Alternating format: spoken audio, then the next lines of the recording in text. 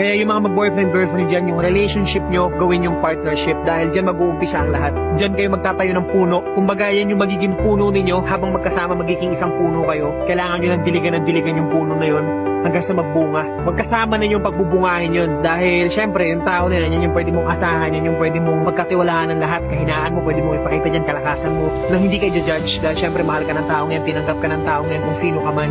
Ganun kami. Anong kahinaan ko, kalakasan niya, kalinaan niya, kalakasan ko. Opposite man pero yun yung pinaka the best doon kasi may sasalo yung wala ako, meron siya, yung wala siya, meron ako. So palang naging balanse na kaya ganun yung relasyon na merong nararating. At wag na wag nyo aalisin sa isip nyo yung mangarap, wag na wag nyo aalisin sa isip nyo yung tiwala sa sarili nyo na kaya to, palaging kaya to. Laging ganun ang mindset, kaya to, pagsubok lang to, pinagdadaanan natin to ngayon. Hindi to pang habang buhay. Ganun ang mindset namin palagi.